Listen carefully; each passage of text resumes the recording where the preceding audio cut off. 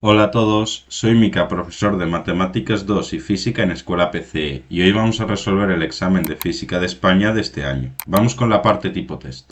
Primera pregunta. El planeta Mercurio tiene un radio de 2.440 kilómetros y una masa de 3,3 por 10 a la 23 kilogramos. ¿Cuántas veces menos pesa un objeto sobre la superficie de Mercurio que sobre la superficie de la Tierra? Nos dan la constante de gravitación universal y la aceleración de la gravedad en la superficie terrestre. Entonces, lo que vamos a hacer es calcular la aceleración de la gravedad de Mercurio en su superficie. El módulo de ese vector va a ser la constante de gravitación universal por la masa de Mercurio entre el radio de Mercurio al cuadrado. Vamos a poner todos los datos y el radio lo tengo que poner en metros.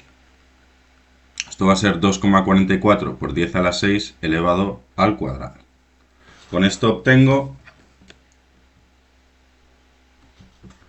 el valor de 3,69 metros por segundo al cuadrado. Y lo que me están preguntando es cuántas veces menos. Lo que voy a hacer es dividir la gravedad en la Tierra, el módulo de la gravedad en la Tierra, entre el módulo de la gravedad de Mercurio. Y así obtengo 2,65. Es decir, la gravedad en la Tierra, en la superficie de la Tierra, es 2,65 veces mayor que la gravedad de Mercurio. Pero me están preguntando la de Mercurio en función de la Tierra. Entonces, si la de la Tierra es 2,65 veces más, la de Mercurio es 2,65 veces menos. Y la respuesta correcta va a ser la B. Pregunta 2. Desde cierto punto A, localizado a una determinada altura sobre el suelo, se deja caer un cuerpo partiendo desde reposo y bajo la única influencia del campo gravitatorio terrestre. ¿Qué se puede decir acerca del trabajo ejercido por el campo gravitatorio terrestre sobre el cuerpo en su trayectoria del punto A hasta el suelo? Bueno, estamos lanzando un objeto desde una cierta altura, el punto A, hasta el suelo. Este objeto está bajo la influencia del campo gravitatorio terrestre. Lo que quiere el campo gravitatorio terrestre es que ese cuerpo caiga al suelo. Eso es lo que quiere el campo gravitatorio terrestre. Entonces, el trabajo que va a hacer el campo gravitatorio terrestre va a ser positivo, porque va a ser un movimiento favorable al campo. Por lo contrario, si yo quisiese elevar un objeto desde una determinada altura hasta otra superior, el trabajo que ejercería la gravedad sería negativo. En este caso, la respuesta correcta es la B.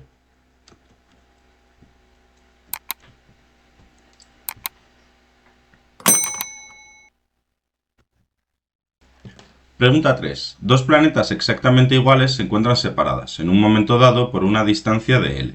Suponiendo que el sistema formado por los dos planetas se encuentra muy lejos de cualquier otra interacción gravitatoria, calcular el campo gravitatorio en un punto sobre la recta que une a ambos planetas y a una distancia de L cuartos de uno de ellos. Como los dos masas son iguales, aquí pongo m, m, y están separadas una cierta distancia L. Al ser las dos masas iguales y estar separados la misma distancia, yo puedo escoger este como el sistema de referencia y medir el campo gravitatorio a L cuartos de esta masa y por tanto a 3L cuartos de la otra. Podría hacerlo al revés, que como hay simetría en el problema voy a obtener el mismo resultado. Lo voy a elegir así y vamos a seguir con este esquema. Vale, el campo gravitatorio que ejerce la masa primera sobre este punto va a ir atrayéndose a lo largo de esa dirección. Y el campo gravitatorio que va a ejercer esta masa m2 sobre este mismo punto va a ir a lo largo de esta dirección, va a ser atrayente.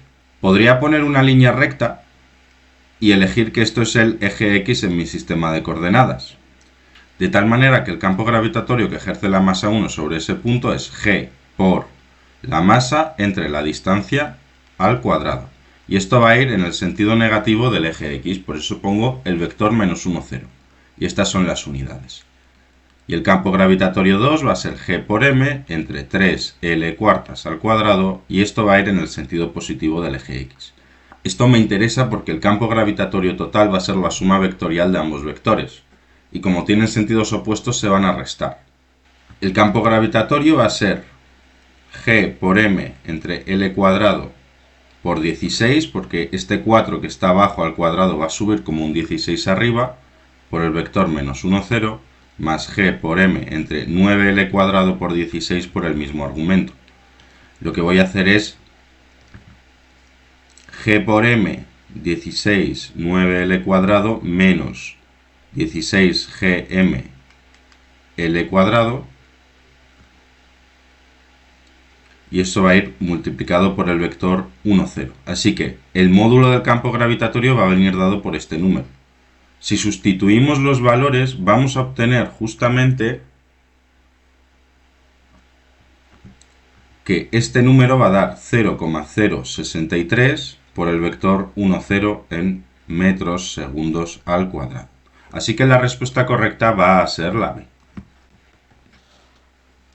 Pregunta 4. Dos planetas A y B tienen la misma masa, pero el radio del planeta A es el doble que el radio del planeta B, y nos pone la ecuación matemática que significa eso.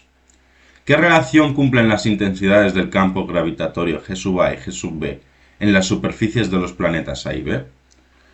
Bueno, vamos a plantear la ecuación del campo gravitatorio, mejor dicho, el módulo del campo gravitatorio en la superficie del planeta A.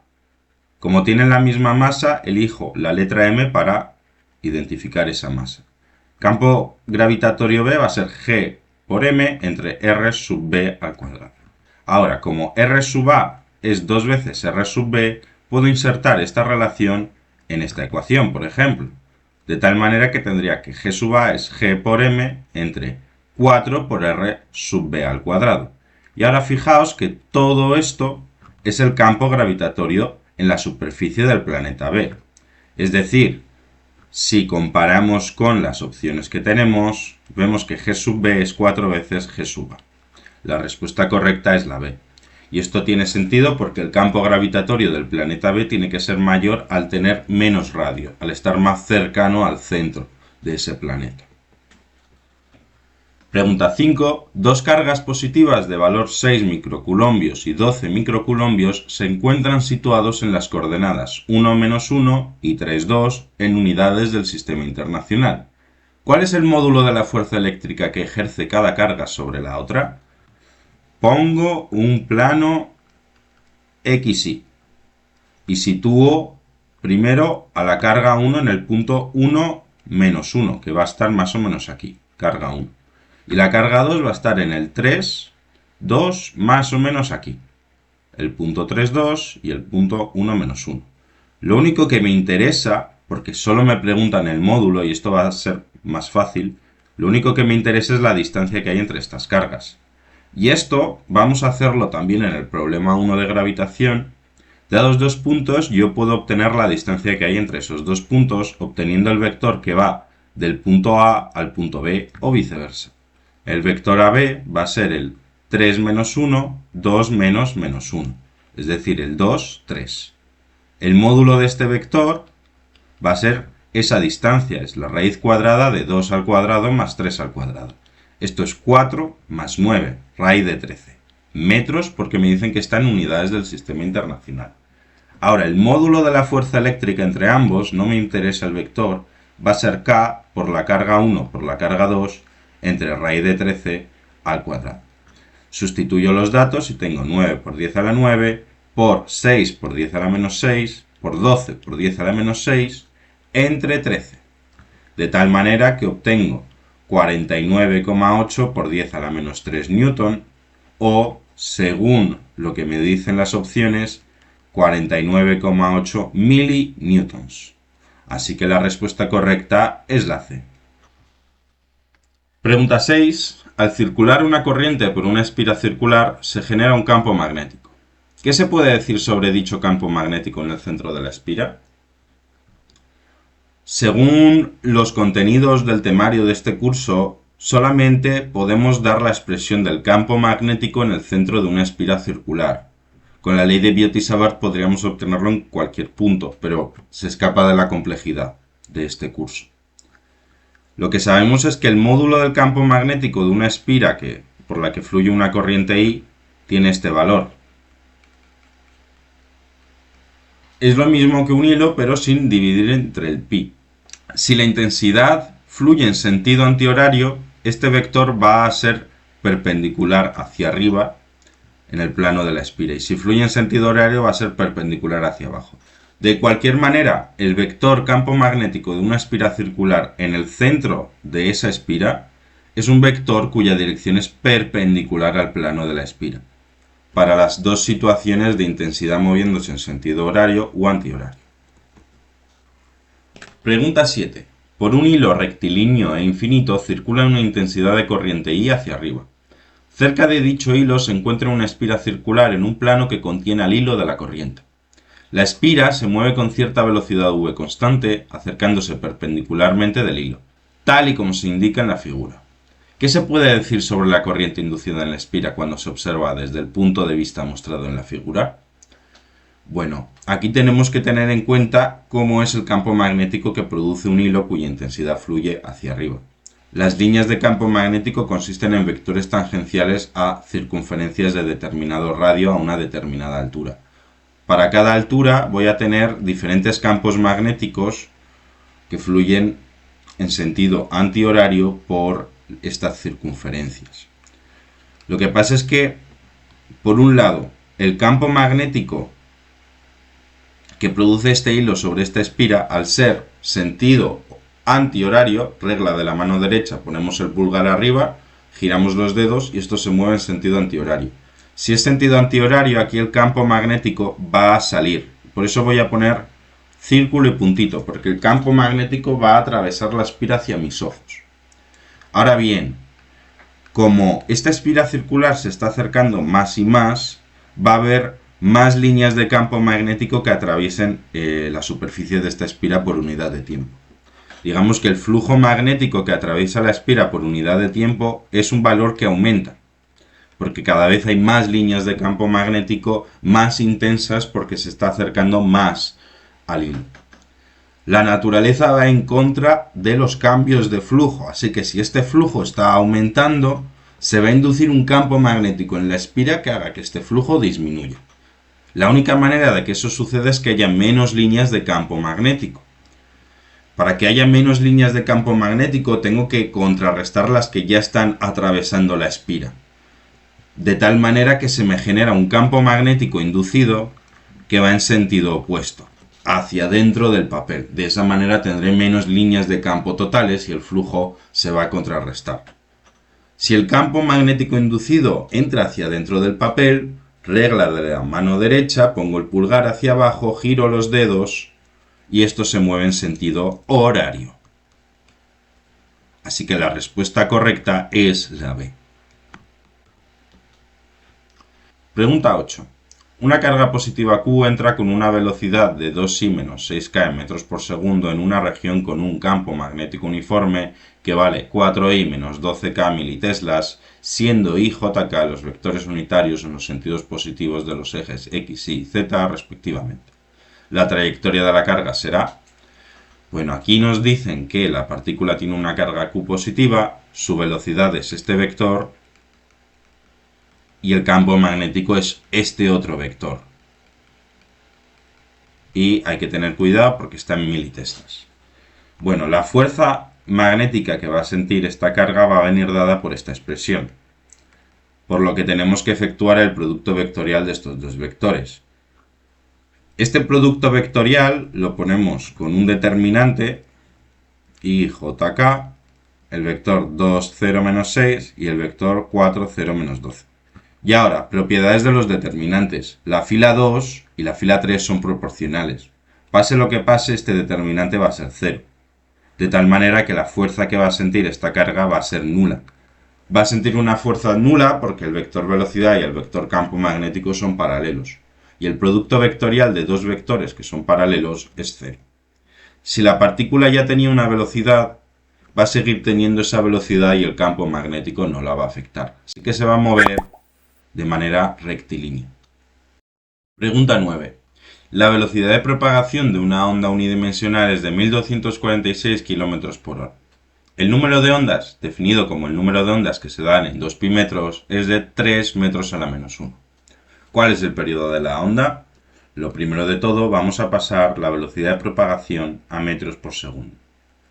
Para ello tenemos que realizar un factor de conversión. Y aquí tenemos que un kilómetro equivale a 1000 metros y que una hora equivale a 3600 segundos. Se me va horas con horas, kilómetros con kilómetros y me queda esto en metros partido de segundo. De tal manera que obtengo un valor de 346,11 metros por segundo. Ahora, esta velocidad de propagación es igual a la longitud de onda entre el periodo. Como me preguntan el periodo va a ser la longitud de onda entre la velocidad de propagación.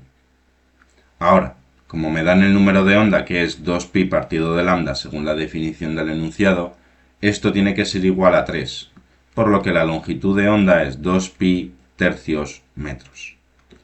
Así que el periodo va a ser 2pi entre 3 por la velocidad de propagación. Y de esa manera obtengo 6,1 por 10 a la menos 3 segundos. La opción correcta es la A.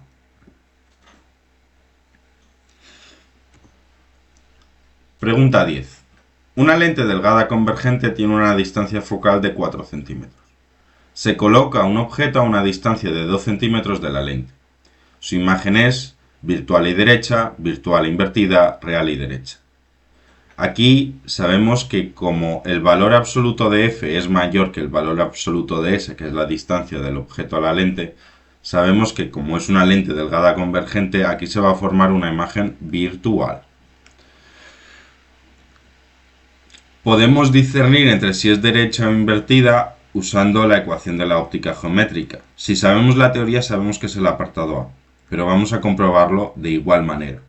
Me dicen que f' es 4 centímetros y que s es menos 2 centímetros. Aquí voy a tener que 1 partido de s' es 1 partido de 4 menos 1 partido de 2. De esa manera tengo que 1 partido de s' es menos 1/4, por lo que s' es menos 4 centímetros. Y esto es lo importante. Si s' me sale negativo, quiere decir que la imagen se forma donde está el objeto. Es decir, la imagen va a ser virtual. Está entre la opción A y la opción B. Pero ahora podemos ver con la ecuación del aumento lateral si la imagen va a ser invertida o derecha. Como s' es menos 4 centímetros y s es menos 2 centímetros, esto me da más 2. Por lo que la relación entre la altura de la imagen y la altura del objeto va a ser 2 veces y en sentido positivo, porque aquí hay un más. Por lo que si el objeto es derecho, la imagen va a ser derecha. Siempre partimos de objetos derechos, por lo que la opción correcta va a ser la A. Pregunta 11.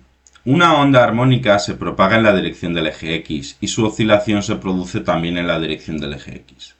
¿Qué tipo de onda es? ¿Longitudinal, electromagnética o transversal? Por la definición sabemos que es el apartado A. Una onda es longitudinal cuando la dirección en la que se propaga es la dirección en donde oscila.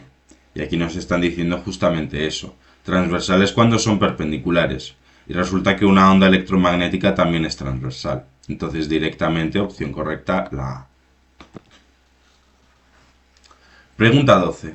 En una emisión fotoeléctrica el potencial de frenado es la diferencia de potencial necesaria para frenar a los fotones y electrones emitidos por el metal, la diferencia de potencial necesaria para frenar a los electrones emitidos por el metal, o C, lo mismo pero con los fotones.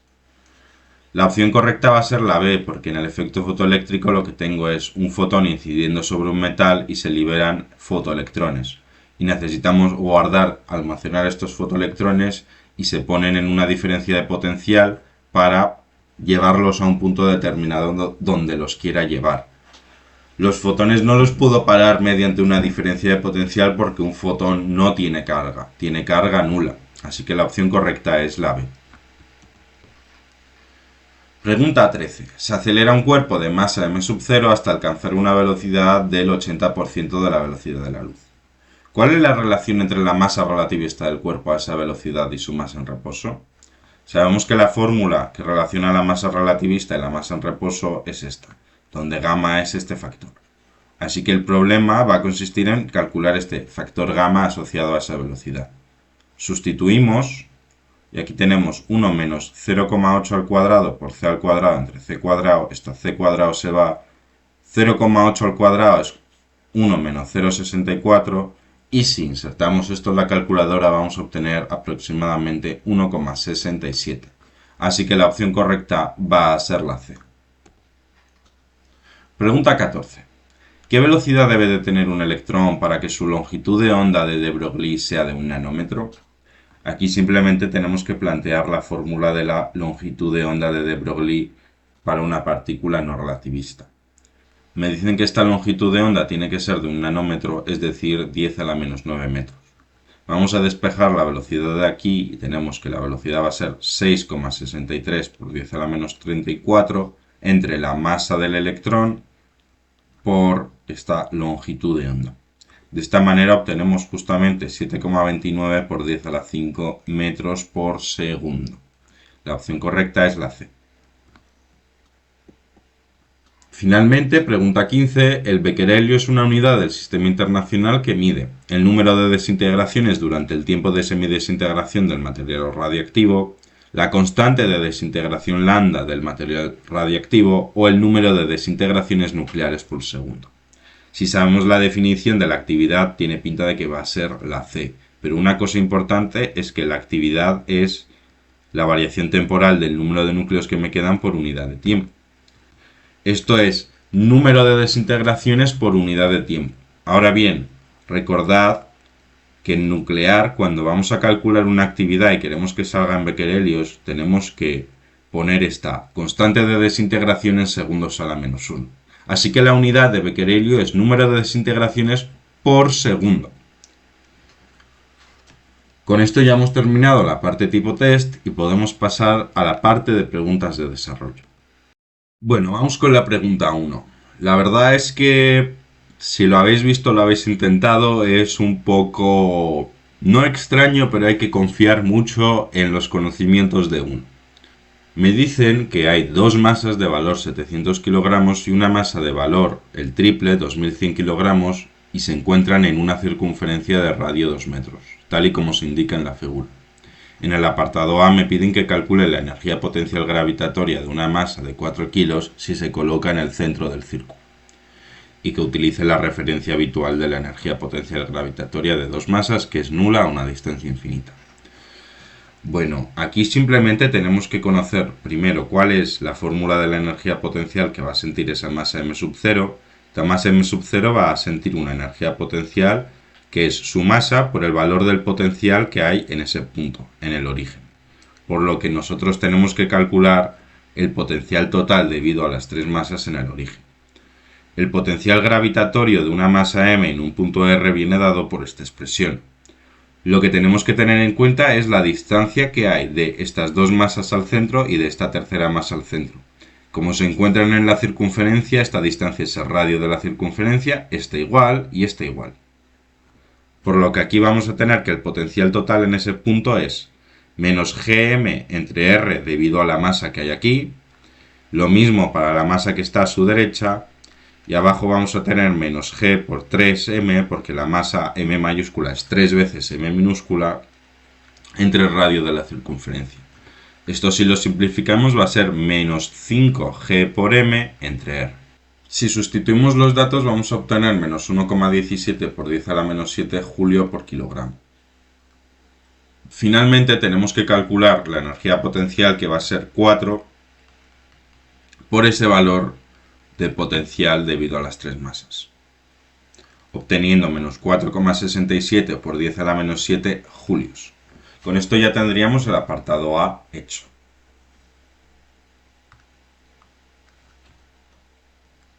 En el apartado B me piden que calcule la fuerza gravitatoria total ejercida sobre esta masa y que escriba el resultado en forma vectorial. Esto igual, la fuerza gravitatoria que va a sentir esa masa va a ser el valor de su masa por el campo gravitatorio total que hay en ese punto. Y el campo gravitatorio que hay en ese punto va a ser debido a estas tres masas.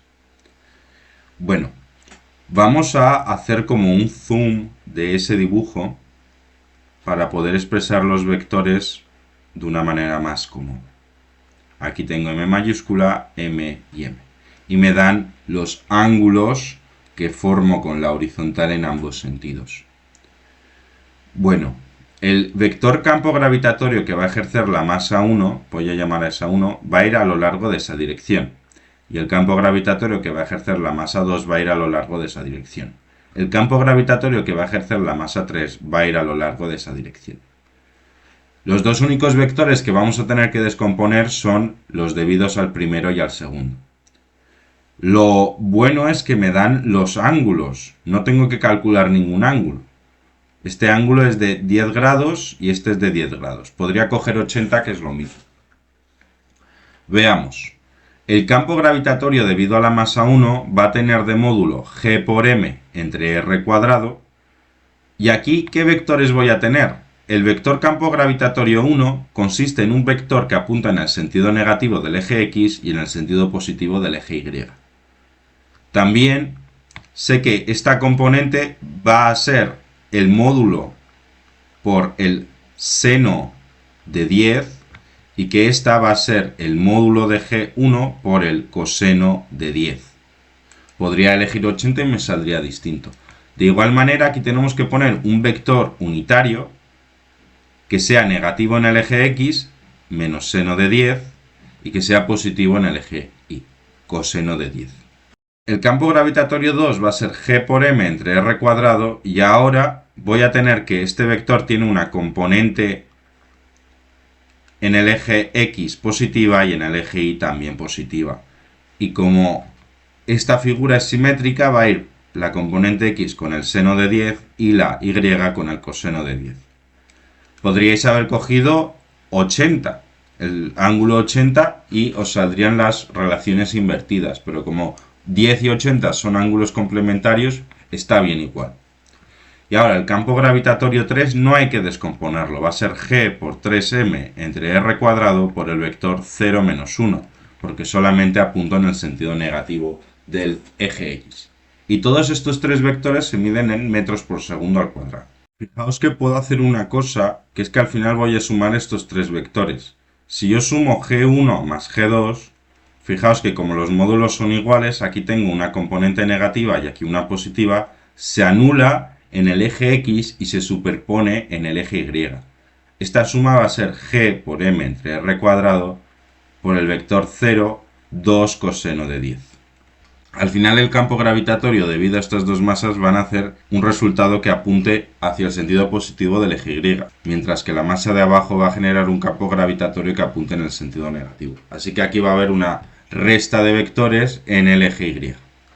Campo gravitatorio en ese punto, en el origen, va a ser g por m entre r cuadrado, saco factor común el módulo y aquí voy a tener el vector 0, por un lado 2 por el coseno de 10, menos 3, porque este 3 está aquí.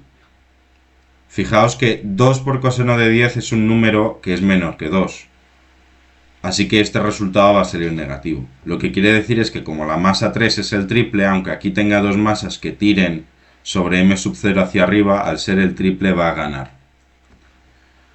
De tal manera que todo este resultado me va a acabar dando el vector 0 menos 1,21 por 10 a la menos 8 metros por segundo al cuadrado. Y finalmente la fuerza gravitatoria sobre la masa m sub 0 va a ser 4 veces este valor. Es decir, el vector menos 4,86 por 10 a la menos 8 en la dirección del eje Y y se mide en newton. Y este es el resultado del apartado B. Bueno, el apartado C es más complicado que el A y B. Vamos a poner el potencial gravitatorio en el origen, que era de este valor, Julio por kilogramo. Nos piden el trabajo realizado para llevar a la masa m sub 0 desde O, desde el origen, hasta el punto A que está aquí. Este trabajo va a ser negativo antes de hacer el ejercicio. Va a ser negativo porque lo que quiere la masa m sub 0 es ir hacia abajo, lo hemos visto en el apartado anterior. Así que estas tres masas no van a hacer que la masa esta vaya aquí, pero si tuviesen que realizar ese trabajo sería negativo, lo tendría que hacer un agente externo. Bueno, esto va a venir dado por menos m sub 0 por VA menos V0. Así que la misión de este apartado es calcular el potencial gravitatorio debido a las tres masas en el punto A. Y la verdad es que para la masa que está debajo va a ser sencillo, porque esta distancia es el radio esta distancia es el radio y yo tengo que calcular la distancia que hay entre esa masa y el punto A. Aquí se me forma un triángulo rectángulo de hipotenusa raíz de 2 por r. Lo podéis comprobar con el teorema de Pitágoras. Y aquí tengo que la distancia entre la masa M mayúscula y el punto A es de raíz de 2 por r. Lo complicado va a ser sacar la distancia que hay entre esta masa y el punto A, y lo mismo con esta otra masa y el punto A. Porque fijaos que aquí no se me forma ningún triángulo rectángulo y no puedo aplicar senos, cosenos o trígono o teorema de Pitágoras. Como no puedo tirar por ahí, no puedo usar esos argumentos, tengo que sacar de alguna manera la distancia que hay entre este punto y este. ¿Qué se me ocurre? Sacar qué coordenada de x e y está asociado a este punto de la circunferencia, porque me dan los ángulos. Fijaos, la coordenada x de ese punto va a medir esta distancia y la coordenada y va a medir esta distancia. Y ahí tengo un triángulo rectangulito con un ángulo de 10 grados. Fijaos que el coseno de 10 va a ser el cateto contiguo entre la hipotenusa, que es el radio de la circunferencia. Y el seno de 10 va a ser el cateto opuesto al ángulo 10, que es la x, entre la hipotenusa. Es decir, x va a ser r veces el seno de 10 e y va a ser r veces el coseno de 10. Pero aquí hay que tener en cuenta una cosa, que la x tiene una coordenada negativa según este origen y que la y es positiva. Por lo que aquí voy a poner un signo menos para que cuadre eso. Esto da menos 0,73 por r y lo de abajo da 0,98 por r. Así que las coordenadas de ese punto, de esa masa, x sub 1 y sub 1 van a ser menos 0,173 por r y 0,98 por r. Y ahora lo mismo vamos a hacer para la masa que está aquí. Lo que pasa es que vamos a obtener lo mismo, pero la coordenada x va a ser positiva.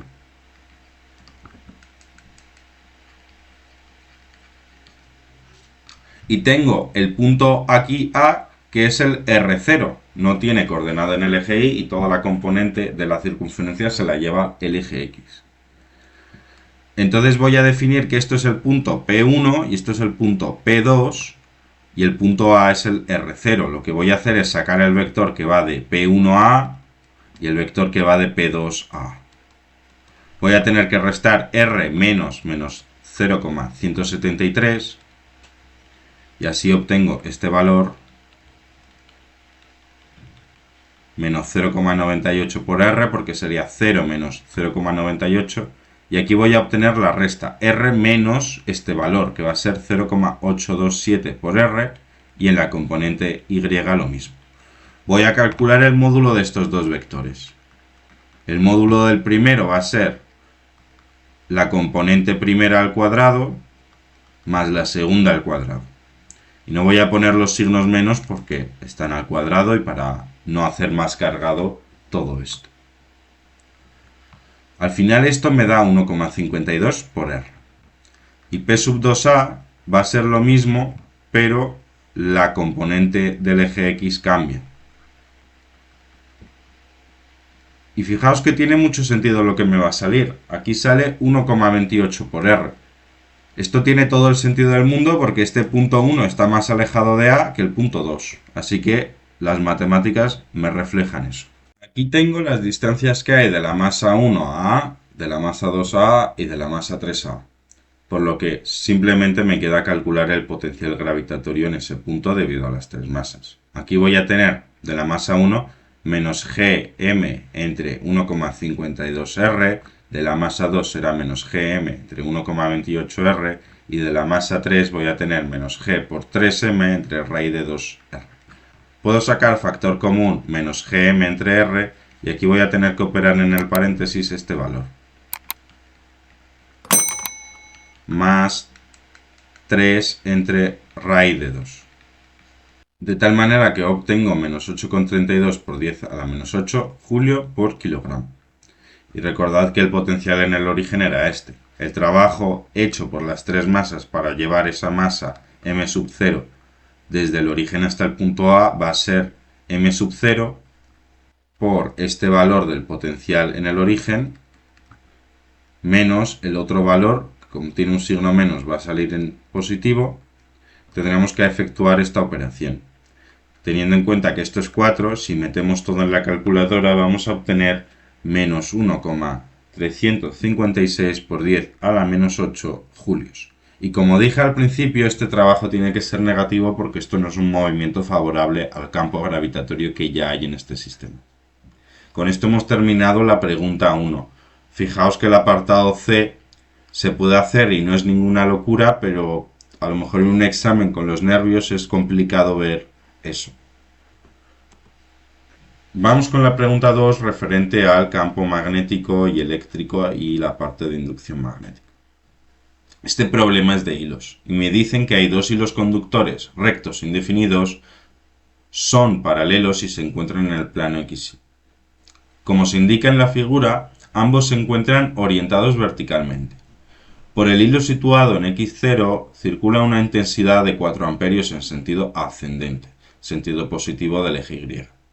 Por el hilo situado en X igual a L circula una corriente del doble de la intensidad en sentido descendente, siendo L de 8 centímetros. Se pide determinar cómo son los campos magnéticos totales en la región 1, la región 2 y la región 3. Bueno, primero, como estamos viendo esto desde el plano XY, el eje Z sí o sí tiene que ser este y lo podéis ver con la regla de la mano derecha. El requisito es que el producto vectorial entre el X y el Y dé el Z. Y si apuntáis, ponéis el dedo índice en el X, el dedo medio en el Y, el pulgar sale hacia afuera. Ese es el sentido del eje Z. Bueno, el primer hilo tiene un sentido ascendente. Va a tener el campo magnético un sentido antihorario a lo largo de las circunferencias de este hilo. Mientras que el hilo 2 que desciende, el campo magnético va a tener sentido horario. Vamos a ver cómo sería el campo magnético de los hilos en la región 2, para empezar. Voy a escoger este punto, que es el punto medio, pero podría ser cualquier otro. El hilo 1 va a tener un campo magnético que va a ser tangente a esta circunferencia. Como fluye en sentido antihorario, para fluir en sentido antihorario esto tiene que ir dentro del papel. Tiene que ir en el sentido negativo del eje Z. Y aquí el segundo hilo se mueve en sentido horario. Algo que se mueva en sentido horario en este punto va a ir también a lo largo de esa dirección, hacia dentro del papel. Parece que lo estoy poniendo sobre el papel y que está en el plano XY, porque estoy en una pantalla bidimensional. Pero eso es dentro del papel, en el sentido negativo del eje Z, según este sistema de coordenadas. Y este tratamiento vale para cualquier punto que esté en la región 2. En la región 2, los campos magnéticos de los dos hilos van a apuntar en el sentido negativo del eje Z. Con el mismo argumento podemos ver qué pasa en la región 1. Así que ahora el punto de cuestión es este. En este punto, como el campo magnético es antihorario, algo antihorario va a salir. Con esto pongo salir. Aquí tendríamos un puntito hacia afuera. Y para el hilo 2 vamos a trazar una circunferencia del mismo radio. Y como va en sentido horario, algo que vaya en sentido horario va a ir hacia allá, va a ir hacia dentro del papel. Así que en la región 1 van a tener sentidos opuestos. En la región 2 van a tener sentidos iguales hacia adentro. Para la región 3 hacemos lo mismo, trazamos esta circunferencia y aquí como el campo magnético va en sentido horario, esto tengo que va hacia mis ojos, hacia el sentido positivo del eje Z. Y el campo magnético 1, como las líneas de campo fluyen en sentido antihorario, antihorario significa ir hacia dentro del papel, hacia allá. Aquí va con una cruz. Así que aquí también tienen sentidos opuestos. Con esto ya habríamos respondido al apartado A y esto nos va a valer también para responder al apartado B. El apartado B puede tener truco, pero en el fondo no. Solo hay que pensar una cosa. Incluso las propias matemáticas te dicen lo que ocurre. Me dicen que encuentre los puntos del plano XY donde el campo magnético total sea nulo. Los únicos puntos o las únicas regiones donde eso puede ocurrir es en la región 1 y en la región 3, porque intrínsecamente los campos magnéticos apuntan en sentidos opuestos. Tengo que buscar justamente el punto donde tengan el mismo módulo, sentidos opuestos, y se anula. Ahora bien, ese punto tiene que estar en la región 1. ¿Por qué? Porque la intensidad del hilo 2 es mayor que la del hilo 1.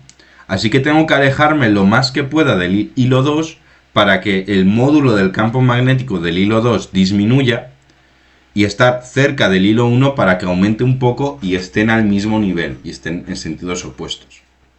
Pero igualmente lo que voy a hacer es primero suponer que ese punto está a la izquierda del hilo 1, a una distancia x del hilo 1. Si está a una distancia x del hilo 1, y esto es L, estará a una distancia de x más L del hilo 2. El campo magnético 1, hemos visto que aquí va a ir en sentido, si es antihorario, ahí va a ir hacia el sentido positivo del eje Z. 2πx en la dirección K. Y para el campo magnético 2, del hilo 2, voy a tener mu sub 0 por 2i, porque tengo el doble de intensidad entre 2pi L más x, y esto va a ir en el sentido negativo del eje x porque es horario. Vemos que los vectores ya están en sentidos opuestos, como había indicado anteriormente, y para que esto sea nulo, los módulos tendrán que ser iguales. Entonces yo igualo los módulos. 2pi por x igual a mu sub 0 por 2 veces la intensidad entre 2pi por L más x. Mu sub 0 y 2pi, todo esto se va y me queda que 1 partido de x tiene que ser 2 entre L más x. Por lo que aquí tengo que L más x es 2x y tengo que x tiene que ser igual a L. O sea, esta x tiene que medir L. Si x igual a 0 es este punto, esto sería en el punto x igual a menos L, es decir, como por aquí. Y esto tiene sentido por lo que he dicho de que me tengo que alejar lo máximo posible del hilo 2. Pero podríamos hacer este mismo tratamiento suponiendo que ese punto está a la derecha del hilo 2. Si lo hicieseis, lo podéis intentar, obtendríais que os sale este punto, solo que matemáticamente sale algo extraño. Pero como ejercicio lo podéis intentar y ver que aquí en la región 3 no va a haber ningún punto donde el campo magnético se anule. Tiene que salir en la región 1 sí o sí. Y podéis argumentar esto en el examen diciendo lo que he dicho con palabras. Tengo que estar más lejos del hilo 2 que del hilo 1. También podéis hacerlo con matemáticas y demostrar que siempre sale en la región 1. Pero bueno, ¿en qué puntos del plano X y el campo magnético total es nulo? En un punto que esté a la derecha, en un punto que esté a la izquierda del hilo 1 a una distancia L, a una distancia de 8 centímetros a la izquierda del hilo 1 y a una distancia de 16 centímetros a la izquierda del hilo 2. Con eso ya habríamos respondido al apartado B. Finalmente vamos con el apartado C, y me dicen que en un momento dado una carga puntual de 3 microcoulombios se encuentra en el punto medio de ambos hilos en la región 2 y se está desplazando en el sentido vertical ascendente con una velocidad inicial que tiene este módulo. Me piden que calcule la fuerza magnética total sobre esa carga, indicando la dirección y el sentido. Bueno, primero tengo que calcular el campo magnético total en el punto medio. Lo que sé en el apartado A es que en la región 2 los campos magnéticos van en la misma dirección y mismo sentido hacia adentro, van en el sentido negativo del eje X. Así que aquí voy a tener la suma vectorial del campo del hilo 1 más el campo del hilo 2. El del hilo 1 va a ser mu sub 0 por I entre 2pi por L medios en la dirección negativa del eje Z, y el segundo va a ser lo mismo, solo que voy a tener el doble de intensidad.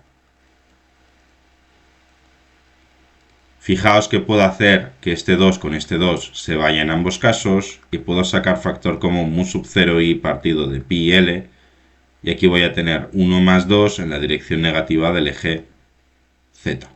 Entonces esto va a ser 3 veces mu sub 0 por la intensidad entre pi por L en la dirección negativa del eje Z. Si insertamos todo esto en la calculadora vamos a obtener 6 por 10 a la menos 5 en la dirección menos k. Y esto va a estar medido en teslas. Ahora la fuerza magnética que va a sentir la carga va a venir dado por esta expresión. Por lo que tenemos que efectuar un producto vectorial. En este caso tenemos el producto vectorial del vector velocidad que va en el sentido positivo del eje Y y el vector campo magnético que va en el sentido negativo del eje Z. Si efectuamos este determinante, la única componente es la del eje X y me va a dar menos 5,4 por 10 a la menos 4 en la dirección Y esto va a estar medido en Tesla por metro partido de segundo. Finalmente, la fuerza magnética que va a sentir esta carga va a ser 3 por 10 a la menos 6 por el valor que acabo de obtener. Y este número me va a dar 1,62 por 10 a la menos 9 en la dirección del eje X medido en Newton. Con esto ya habría terminado el problema 2. Vamos con el problema 3. Una fuente de luz monocromática se sitúa dentro de un vidrio de índice de refracción 1,75. La frecuencia en el vacío de la luz emitida es de 1,7 por 10 a la 14 Hz. El vidrio se encuentra, a su vez, sumergido en agua. Uno de los rayos de luz incide, desde dentro del vidrio, en la superficie del vidrio con un ángulo de 20 grados respecto a la normal de la superficie, para posteriormente salir al agua. Responda razonadamente a las siguientes preguntas. En el apartado A me piden que calcule la longitud de onda del rayo cuando viaja por el vidrio y cuando viaja por el agua.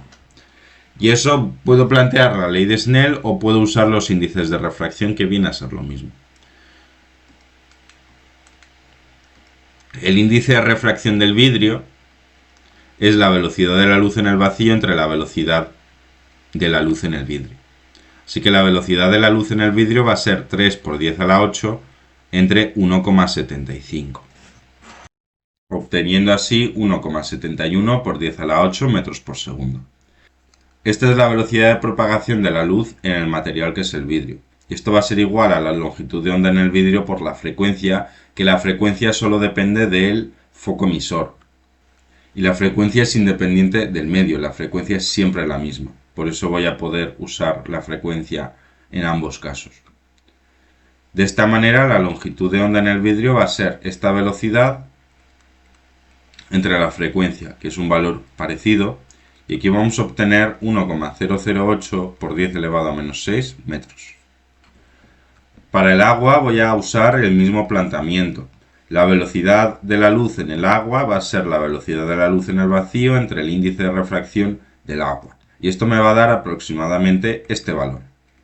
Haciendo lo mismo, la velocidad de la luz en el agua es la longitud de onda del agua por la frecuencia, que es la misma. Así que este valor va a ser 2,25 por 10 a la 8 entre 1,7 por 10 a la 14. Obteniendo 1,32 por 10 a la menos 6 metros. Y ya tendría respondido al apartado A.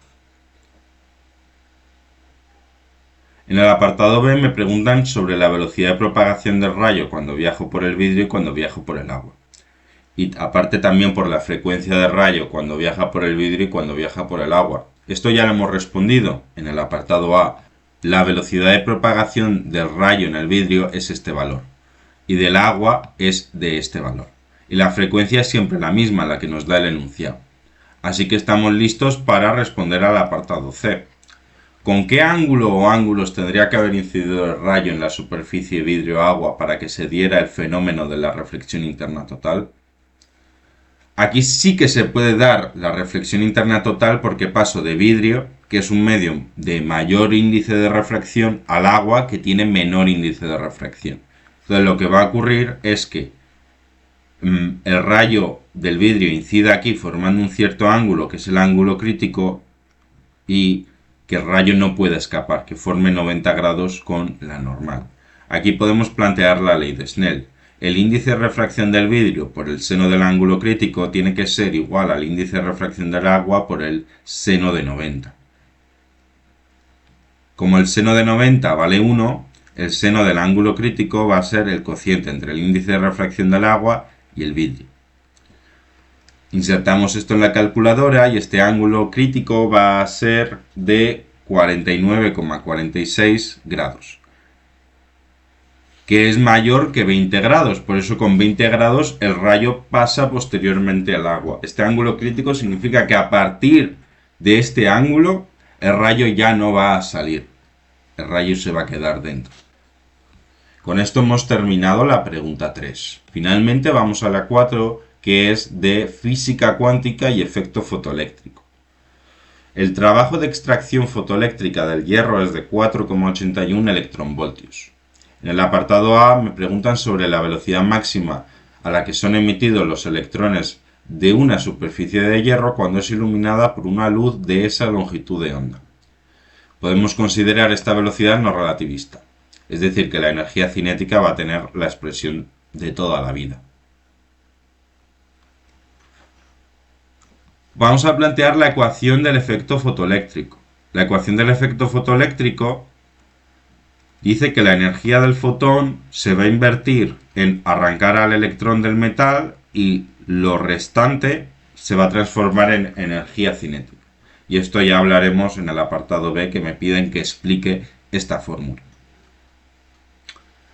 Bueno, esta energía cinética va a ser la resta entre la energía de los fotones menos el trabajo de extracción. La energía de los fotones va a ser h por c entre lambda, y aquí el trabajo de extracción va a ser 4,81 electronvoltios, y directamente lo puedo pasar a julios, haciendo este factor de conversión. Si inserto todo esto en la calculadora, voy a tener 6,63 por 10 a la menos 34 por C entre la longitud de onda en metros menos el valor que acabo de poner. Y ahora todo estará en julios. De esta manera obtengo 1,77 por 10 elevado a menos 19 julios. Y esto tiene que ser igual a la energía cinética, que al ser no relativista tiene esta expresión. Por lo que la velocidad máxima de los fotoelectrones emitidos va a ser la raíz cuadrada de 2 veces la energía cinética entre la masa del electrón, que es 9,1 por 10 a la menos 31 kilogramos. De esa manera obtengo 6,25 por 10 a la 5 metros por segundo.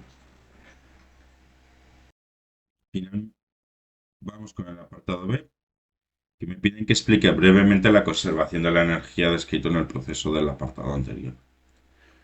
Digamos que el electrón tiene una especie de deuda con el metal. Digamos que el electrón le debe una cantidad de dinero, que voy a poner que son 1000 euros, por ejemplo, al metal. Y si no le da este dinero, no se puede ir. Está en deuda.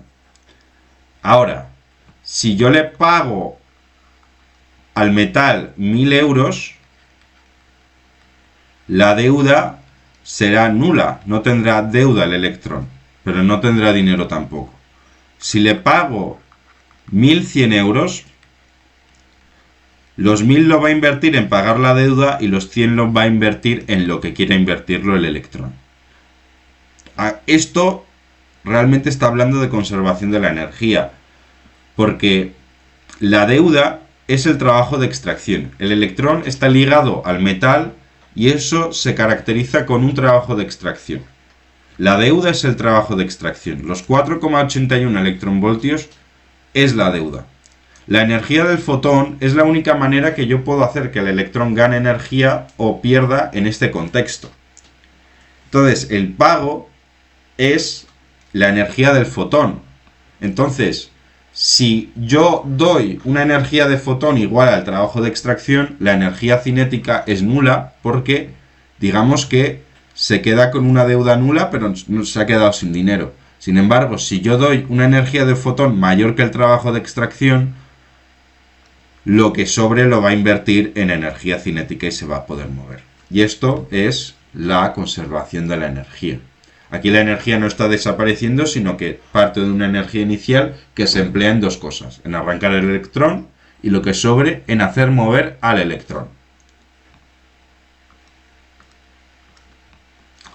Finalmente, en el apartado C me piden que calcule la frecuencia mínima con la que hay que iluminar una superficie de hierro para observar emisión de fotoelectrones.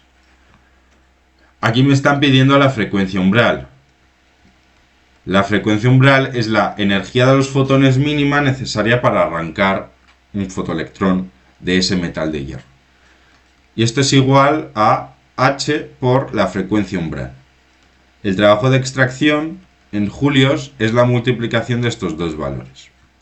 Así que esta frecuencia mínima es ese valor entre la constante de Planck.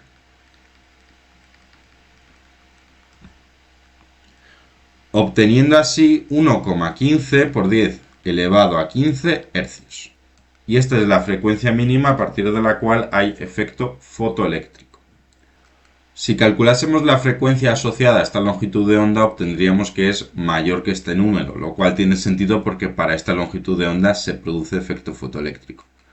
Y si calculásemos la longitud de onda umbral asociada a esta frecuencia umbral, obtendríamos un número menor que 210 nanómetros. Y con eso hemos terminado el examen de este año de física de las pruebas PCE. Espero que os haya servido y nos vemos en otro vídeo. Hasta luego.